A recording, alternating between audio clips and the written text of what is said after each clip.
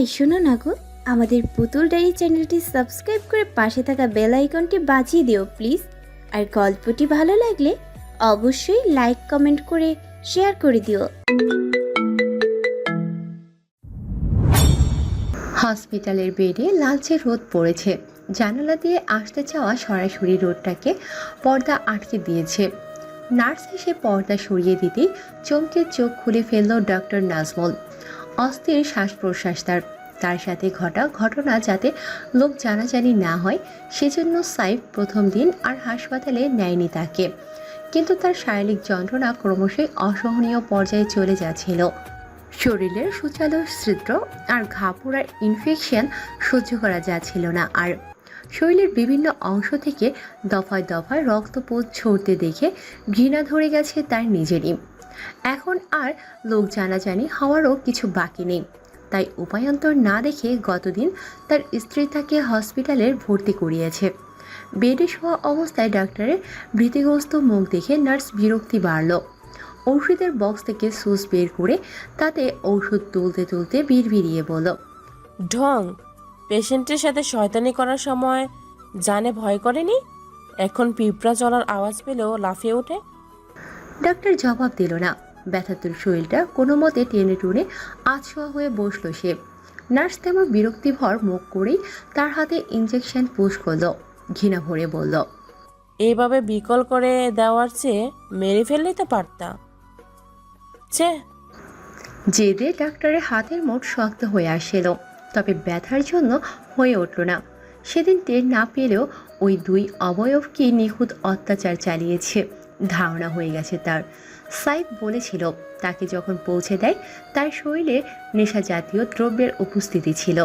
সেদিন ডক্টর কেবল নেশালো চোখে তার নিজের সর্বনাশ দেখেছে, কিছু বলতে পারেনি। দরজায় কড়াঘাত পড়তেই হুঁশে ফিরল নাজমুল। চোখ তুলে তাকাতেই দেখে সাইফ দরজায় দাঁড়িয়ে। ডক্টর কিঞ্চিত বিস্ময়ে বলল, দুর্ভাগ্য আমার, আপনি খবর না দিলেও আপনার মতো জঘন্য মানসিকতার একজন কেমন আছে, কোথায় আছে, বেঁচে আছে কিনা সেই খোঁজ আমাকে নিতে হচ্ছে। ভেতরে ঢুকতে ঢুকতে বলল সাইফ। নার্স কিছু বলতে যাবে, আইডি দেখিয়ে ওকে থামিয়ে দিল ও। এগিয়ে এসে টুলে বসে। ডাক্তারের শরীরে আপাতমস্তক চোখ বোলালো, শান্ত গলায় বলল, হসপিটালে অ্যাডমিট হলেন যে, বাসায় ট্রিটমেন্ট করাতে কোনো সমস্যা হচ্ছিল? বাসা থেকে বেরিয়েছেন, আমাকে একটাবার জানাতে পারতেন। সেদিন ওরা শুধু যন্ত্রণা দিয়ে আপনার বডিটা বাসায় পার্সেল করেছে, তার মানে তো এই না যে আপনার মৃত্যু ঝুঁকি নেই। আপনার সাথে অঘটন ঘটার আগে আমার কাছে একটা কল এসেছিল, অ্যান্ড ফর দ্যাট আপনার সেফটির দায়টা এই মুহূর্তে আমাকে নিতে হচ্ছে। আপনার বাসায় আমার দুজন সিভিল রিসার্ভের কনস্টেবল ছিল, ওরা 24/7 নজর রাখছিল আপনাকে। হসপিটালাইজড হওয়ার খবর ওদের কাছ থেকে শুনতে হলো আমাকে। যাই হোক, আপনাদের কলোনির মেন গেটের সিসি ক্যামে ওই ভ্যানওয়ালাকে দেখা গেছে। ওয়ান্টেড শিরোনামে পত্রিকায় ছবি ছেপেছে তার। আশা রাখছি যে বা যারাই আপনার সাথে এমন অত্যাচার চালিয়েছে তারা দ্রুতই ধরা পড়বে। আর আমি এখানেও দুজনকে রেখে যাচ্ছি, যত্ন নেবেন নিজের। আপনার জাস্টিফিকেশনের দরকার পড়বে। আসছি। সাইফ বেরিয়ে এলো। আরও একবার যেন কেসটাকে আশার আলো দেখছে ও। ডক্টর নাজমুলের সাথে যা ঘটেছে তাতে কিছু আসে যায় না ওর, কিন্তু এসবের মাঝে অপরাধী যে ভুলটা ছেড়েছে ওর কাছে এটা সবচেয়ে গুরুত্বপূর্ণ। সকালে হলুদ পর্বের জন্য বেরোতে পারেনি ও। স্নিগ্ধতা অগ্নিলাদের বাড়ির জন্য বেরোনোর সাথে সাথে ওই বেরিয়েছে। অতি দ্রুত গাড়ি চালিয়ে হাসপাতাল থেকে বাসায় পৌঁছায় সাইফ, কিন্তু বাসার সামনে গাড়ি দেখে টের পেল ওর আগে স্নিগ্ধতারা বাসায় পৌঁছেছে। ড্রয়িং রুমে বয়স্কদের সাথে বসেছিল স্নিগ্ধতা। সাইফকে দেখে দাঁড়িয়ে গেল ও, বলল, তোমার আজকেও বেরোনোর ছিল? কি করব বল, হঠাৎ করে এমন? কাল তোমার বিয়ে ভাইয়া, এমন না হয় কালও তোমার বেরোনো লাগে। নীলা ভাবি? নীলা সবটা জানে। আরাফাত, তোর আসার অপেক্ষায় ছিলাম, এসেছিস, আমি আসছি তাহলে।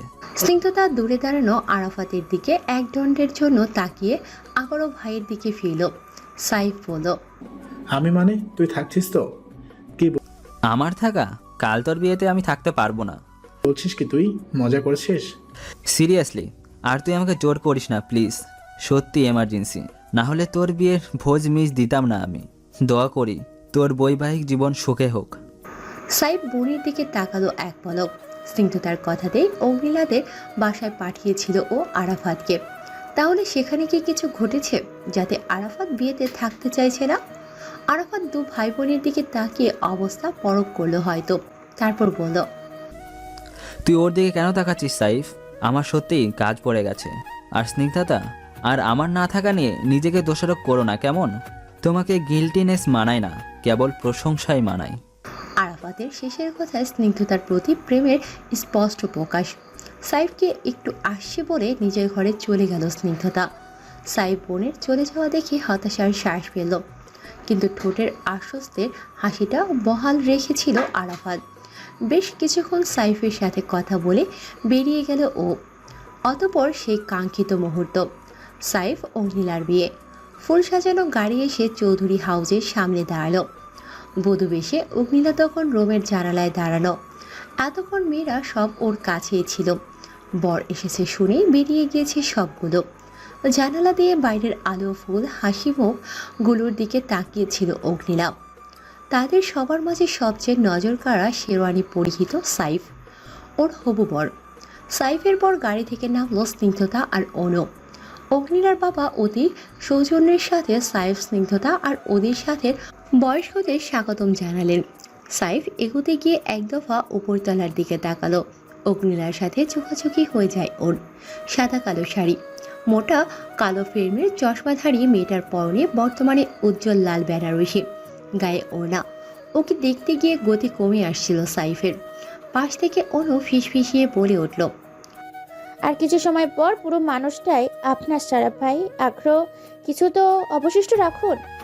মুস্কি হেসে দৃষ্টি নামিয়ে নিল সাইফ। পা বাড়ালো উর্মিলার বাবার সাথে।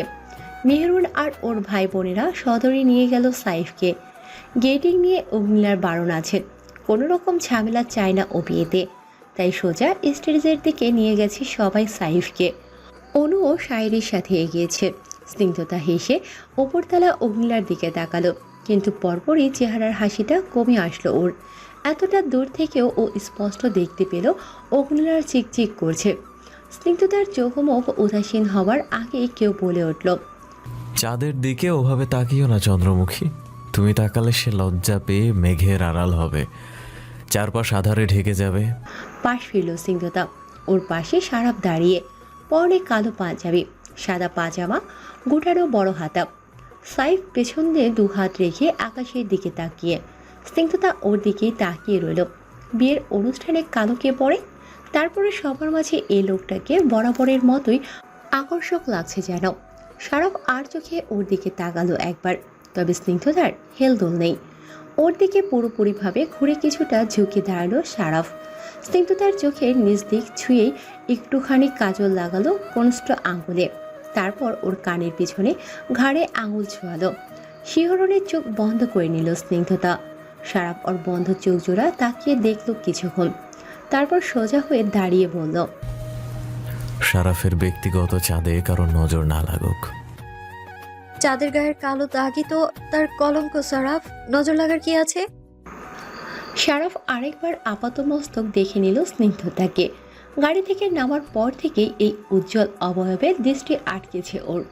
কবজি অবধি বড় হাতা ব্লাউজ, সাদা শাড়ি, খোলা চুলে হীরের মতো সাজ পাথর, হাতে রূপালি রঙা চুড়ি, কপাল জুড়ে পড়ে থাকা তিতলি, নাকি ছোট্ট একটা রিং।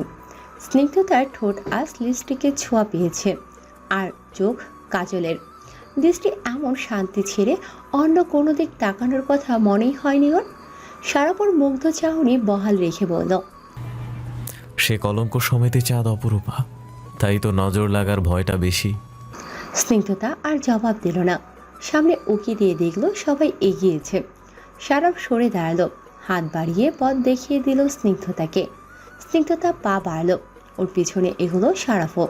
খুব বেশি সময় না নিয়ে স্টেজের দুপাশে বসানো হয় সাইফ অগ্নিলাকে। স্নিগ্ধতা গিয়ে সাইফের পাশে বসলো। অগ্নিলার পাশে ইতিমধ্যে মেহরুন, ওর কাজিনরা, শায়েরি, মিসেস নাহিদ, সারাফের মা বসেছে। মাঝখানে ফুলের জালর। যাবতীয় নিয়মকানুন মেনে 3 কবুলি বিয়ে শেষ হয় সাইফ অগ্নিলার। কবুল বলার পর শক্ত হয়ে বসে রইল অগ্নিলা।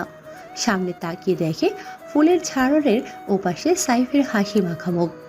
এদিকে ওর চোখ দিয়ে অঝরে অশ্রু ঝরছে। মেহরুন সরে আসলো ওখান থেকে। ওর মা দূরে দাঁড়িয়ে কাঁদছে। বাকি সব সান্ত্বনা দিচ্ছে অগ্নিলাকে। স্নিগ্ধতা দেখলো কোনো রকম শব্দ করে কান্না নেই অগ্নিলার। ঘুরে এসে ওর পাশে বসলো, কাঁধে হাত রেখে বলল, তুমি আমাদের শূন্য পরিবারকে সম্পূর্ণ করেছো নীলা ভাবি। আমাদের সুখ দিয়ে তুমি কাঁদছো, এটা কি মানা যায়? জল ভরা চোখে এক পলক ওর দিকে তাকালো অগ্নিলা। তবে কান্না থামলো না ওর। টুপটাপ আবারও জল গড়ালো চোখ দিয়ে। সাইফ হাঁটুতেই ঝালর পেরিয়ে এপাশে চেপে আসলো। কিছুটা অবাক চোখে তাকিয়ে রইল সবাই। সাইফ কোনো দিক পরোয়া না করে সবার সামনেই দুহাতে গাল ধরলো অগ্নিলার। ওর কপালে ঠোঁট ছুঁয়ে দিয়ে বলল, কান্না থামাও নীলা। মিস অগ্নিলাকে কান্না মানাতো না, আর মিসেস সাইফ এহমাদের জন্য কান্না নিষিদ্ধ। সবটা কিছুক্ষণের জন্য থমকে রইল যেন। অগ্নিলা অবিশ্বাসী চোখে তাকিয়ে রইল সাইফের দিকে। সাইফ মাথার পাগড়ি হাতে নিল। অগ্নিলার হাত ধরে স্বাভাবিকভাবে নেমে আসলো স্টেজ থেকে। অগ্নিলার মা বাবা মেহরুন একসাথে দাঁড়িয়েছিল। সাইফ ওদের সামনে দাঁড়িয়ে গিয়ে বলল, অনুমতি দিন মিস্টার চৌধুরী, আমাদের এগোনো উচিত। মেহরুন মাকে ছেড়ে নাক টেনে কান্না কমালো। তারপর সাইফের সামনে দাঁড়িয়ে বলল, নীলার বাবা মানে আমারও বাবা মিস্টার ইহমাদ। সেই হিসাবে আমিও আপনার জন্য কেবলই সাইফ। দোয়া রাখবেন আপু। সাইফের জবাব শুনে খুশি হয়ে গেল মেহরুন। সবকিছু যেভাবে ঘটেছে আলাদা করে কথা হওয়ার সুযোগই হয়নি ওদের। তবে ওর আপু ডাকটা বেশ ভালো লেগেছে মেহরুনের। সাইফ ওকে জবাব দিয়ে অগ্নিলার বাবার দিকে তাকালো আবারও। বলল, অনুমতি দিন বাবা, এগোই আমরা। মিস্টার চৌধুরী জড়িয়ে ধরলেন মেয়ে আর মেয়ে জামাইকে। অগ্নিলার চোখে তখনও সাইফকে নিয়ে বিস্ময়। ও আর কাছে না, কেবল সাইফকেই দেখে যাচ্ছে। বাবাকে এবার ছেড়ে মায়ের দিকে এগোলো অগ্নিলা। মিসেস চৌধুরী মেয়ের বুককে পড়ে হু হু করে কেঁদে দিলেন। সাইফ টের পেল অগ্নিলা আরেক দফায় কাঁদতে চলেছে। এরই মাঝে শারাফ এসে অগ্নিলার হাত ধরে গাড়ি অবধি নিয়ে এসে আবারও সাইফের হাতে গুঁজে দিল। ফ্যাল ফ্যাল করে ওর দিকে তাকিয়ে রইল অগ্নিলা। ওর ভাইদের মধ্যকার একজন গাড়ির দরজা খুলে দিল। তারপর সবগুলো অগ্নিলার সামনে দাঁড়িয়ে গেল। শারাপ সহ সবগুলো হাত নেড়ে অগ্নিলাকে তাড়িয়ে দেওয়ার মতো দেখিয়ে একসুরে গিয়ে উঠল, তুই যা, চলে যা, আর ভালো লাগে না তোর এত বেশি ঢং। আয় আর লইতাম হারিয়ান না। দুবার করে একই লাইন গাইল অগ্নিলার সবগুলো ভাই। শব্দ করে হেসে দিল অগ্নিলা সহ বাকি সব। কিছুটা পাশ থেকে শারাফের বরিশালের সুর শুনে হাসছিল স্নিগ্ধতাও। অগ্নিলা নাকের ডগা একটু ডলে বলল, আমার বরিশাল্লা গোষ্ঠীতে দেখছি ভালো মতোই ঘাটি গেড়েছো শারাফ। শারাফ বিশ্বজয়ের হাসি দিল একটা। অতপর গাড়িতে তুলে দিল অগ্নিলাকে। সাইফ আরেকবার সবার কাছ থেকে বিদায় নিল। গাড়ির পাশে শায়রি আর অনুর সাথে দাঁড়িয়েছিল স্নিগ্ধতা। শারাফ হেলে দুলে ওর পাশে গিয়ে দাঁড়ালো। একটু নিচু হয়ে স্নিগ্ধতার কান বরাবর মুখ নিয়ে বলল, বি রেডি ম্যাম, এরপর কিন্তু আপনার দিলওয়ালে নিজের দুলহানিয়া নেবার ব্যবস্থা করবে। স্নিগ্ধতা ওকে শুধু একটা আর চাহনি উপহার দিল। সাইফ শারাফকে আসছি টাইপ ইশারা করে গাড়িতে বসলো। নর্মভদ্র ছেলের মতো স্নিগ্ধতার যাওয়ার জায়গা করে দিল শারাফ। স্নিগ্ধ এক হাসিতে গাড়িতে উঠল স্নিগ্ধতা। চৌধুরী হাউস থেকে পুরো বরপক্ষের সাথে কনেও হাসি মুখে বিদায় নিল। উজ্জ্বল আলোতে ঘুম ভাঙে সাইফের। হঠাৎ আসা আলোয় চোখ দুবার পিটপিটিয়ে খুলে ফেলল ও। বিছানার ঠিক পাশেই উল্টো পাশ হয়ে দাঁড়ানো নারী অবয়ব। জানালার পর্দা সরিয়ে দিয়েছে সে। রমণী পিঠ জুড়ে ছড়ানো সিক্ত চুলগুলোর ঘাড়ের দিকটা হাতের মুঠোয় নিয়ে একবার উঁচু করে আবারও ছেড়ে দিল। তারপর ঘাড় ঘুরিয়ে তাকালো সাইফের দিকে।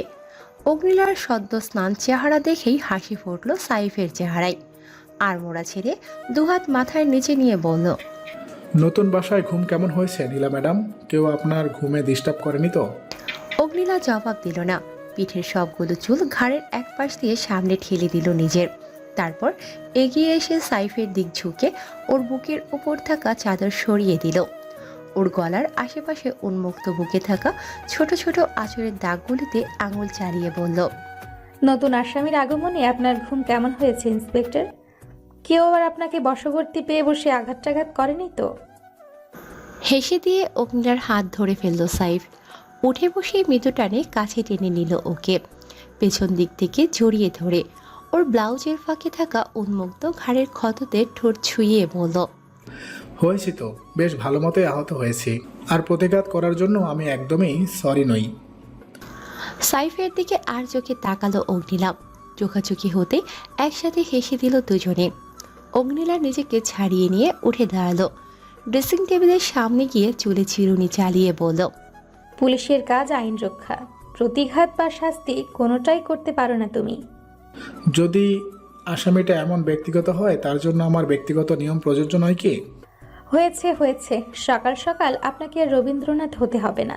উঠে ফ্রেশ হয়ে নিন, আর একবার ফোনটা চেক করুন নিজের। ভোরের দিকে কল এসেছিল একটা। কল এসেছিল? কই, আমি শুনিনি তো। একবারই কল এসেছিল, তুমি ঘুমোচ্ছিলে বলে ডাকিনি। ইম্পর্টেন্ট কল কোনো? অগ্নিলার গলায় আগ্রহ। সাইফ কল লিস্ট চেক করে দেখলো সত্যি একবার কল এসেছে ওর ফোনে। নাম্বারটা ডক্টর নাজমুল যে হসপিটালে ভর্তি সেখানে থাকা এক কনস্টেবলের। ভ্রুজোড়া কুঁচকে এলো সাইফের। বিছানা ছেড়ে নেমে নিচের ঠোঁট কামড়ে ধরে কল ব্যাক করলো নাম্বারটায়। ওকে এভাবে বিছানা ছেড়ে নামতে দেখে অগ্নিলারও প্রতিক্রিয়া পাল্টেছে। এগিয়ে দাঁড়ালো ও সাইফের দিকে, আর সাইফ সোজা ব্যালকনিতে চলে গেল। অগ্নিলা আর এক পাও বাড়ল না। দুবার রিং হবার পর রিসিভ হলো কলটা। সাইফ দরজা খোলার শব্দ পেয়ে রুমের দিকে তাকিয়ে দেখে অগ্নিলা রুমে নেই। মানে ওর প্রাইভেসির কথা ভেবে অগ্নিলা বাইরে চলে গেছে। মনে মনে সন্তুষ্ট হলো সাইফ। ফোনে বলল, হ্যাঁ লিটন, বলো, কল করেছিলে? জি স্যার, সরি, আসলে আমি জানতাম না গতকাল আপনার বিয়ে ছিল। আমার তখন কলটা করা উচিত। তোমার ওখানে থাকার কারণ আমাকে কল করার কারণ খোঁজা। So come to the point. কোনো সমস্যা হয়েছে ওইদিকে? স্যার, সমস্যা মানে? হ্যাঁ শুনছি আমি, কি হয়েছে? Any problem? নাজমুল ঠিক আছে? স্যার, যদি তুমি কথা মুখে গুজে রাখো তোমাকে চাকরিতে রাখা হবে না আমার লিটন। গতকাল রাতে ডক্টর নাজমুলকে কেউ মেরে দিয়ে গেছে স্যার। হোয়াট? ঘটনা কিভাবে কি হলো কিছুই বুঝে উঠতে পারছি না স্যার। দুজনে এক চুলও নড়িনি করিডোর থেকে। শেষ রাতের দিকে আমি ওয়াশরুমের দিকে গিয়েছিলাম, আর অন্যজন করিডোরে বসেছিল। ও কাউকে কেবিনে ঢুকতে দেখেনি, নাইবা আমি আসার পর কেউ বেরিয়েছে। ভোরে নার্স কেবিনে ঢুকে আদ্রনাদ করে ওঠে। আমরা দুজন তৎক্ষণাৎ ভেতরে ঢুকে পড়ি। ততক্ষণে সব শেষ। নাজমুলের গলায় অতি ধারালো কিছু চালানো হয়েছে। চোখজোড়া এমনভাবে খোলা যেন মৃত্যুর সময় স্পষ্ট খুনির চেহারা দেখেছে সে। আপনাকে ঠিক তখনই কল করেছিলাম, রিসিভ করেননি। আমি দ্রুত মনিটরিং গ্রুপে সিসি ক্যামেরা চেক করতে বলি, কিন্তু কিছুই পায়নি ওরা। ওদের ধারণা সিস্টেম হ্যাক করে একটা ফেক ফুটেজ অন রেখে খুনি করিডোর পেরিয়েছে। এরপর লিটনের কথা শুনে সাইফ শক্ত হয়ে দাঁড়িয়ে রইল কিছুক্ষণ। কান থেকে ফোন নামিয়ে রাগের বসে যেই না ফোনটা ছুঁড়ে মারতে যাবে, রুমের দরজায় আওয়াজ করলো স্নিগ্ধতা। বলল, ভাইয়া আসবো? আয়। দরজা খুলে আগে রুমে উকে দিল স্নিগ্ধতা। রুম জুড়ে কেউ নেই, তবে ওয়াশরুম থেকে পানি ছাড়ার শব্দ আসে। 3 কাপ চায়ের ট্রেটা নিয়ে ভেতরে ঢুকলো ও। টেবিলের দিক এগিয়ে বলল, ভাইয়া ওয়াশরুমে তুমি? হ্যাঁ। ভাবি কাঁধে কারো স্পর্শ পেয়ে থেমে থেমে যায় স্নিগ্ধতা। পেছন ফিরে গোলাপি শাড়ি পরিহিত অগ্নিলাকে দেখে বড়সড় হাসি ফোটায় ঠোঁটে। ট্রেটা টেবিলে রেখে মিষ্টি স্বরে বলল, মর্নিং ভাবি। মর্নিং। গোলাপি শাড়িতে তোমাকে অসম্ভব সুন্দর লাগছে। রূপের বাহার আমার প্রশংসা করছে, আমি তো ধন্যই হয়ে গেলাম। তুমিও এখন এভাবে বলবে? ভুল বলিনি তো? আলবাত ভুল বলেছ। আমি কোনো রূপ বাহারি নই। সে জাগে। শোনো তো, গতকাল আশ্রমের যারা এসেছিল তারা একটু পরেই বেরিয়ে যাবে বলছে। আশ্রম থেকে আরো দুটো আম্মা, আমাদের একমাত্র দাম্মা আর 2জন আব্বা হুজুর সকাল সকাল চলে এসেছে। বাইরের ড্রয়িংয়ে তোমাকে দোয়া দেবে বলে অপেক্ষা করছে তারা। চা শেষ করো, তারপর ওদের মিষ্টিমুখ করাবে। চলো। ও মা, তাই? তোর সবাই ওখানে, তাহলে আমরা এখানে একা একা চা কেন খাবো? তুমি বা এসব আনতে গেলে কেন?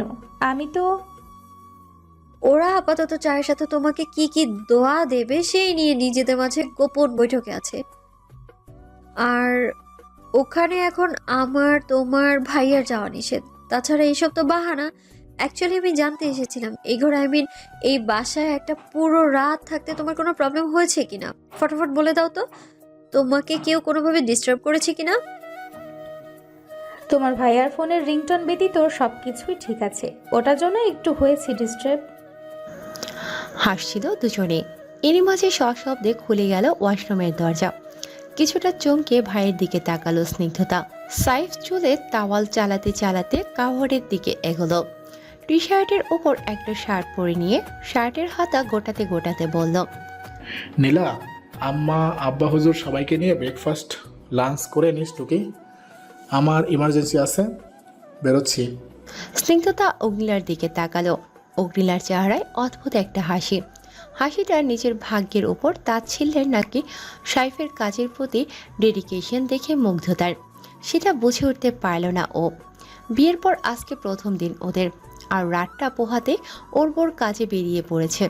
স্নিগ্ধতা জানে সাইফকে কিছু বলে থামানো সম্ভব না, তাই কিছু বলল না।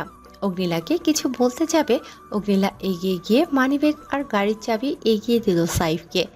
মোবাইল পকেটে পড়ছিল সাইফ। অগ্নিলার হাসি মুখটা দেখে ভেতরটা যেন ক্ষত অনুভব হচ্ছিল ওর, কিন্তু ও নিরুপায়। এক হাতে মানিব্যাগ আর চাবিটা নিয়ে আরেক হাতে অগ্নিলার এক গাল ধরল ও, বলল, আমস।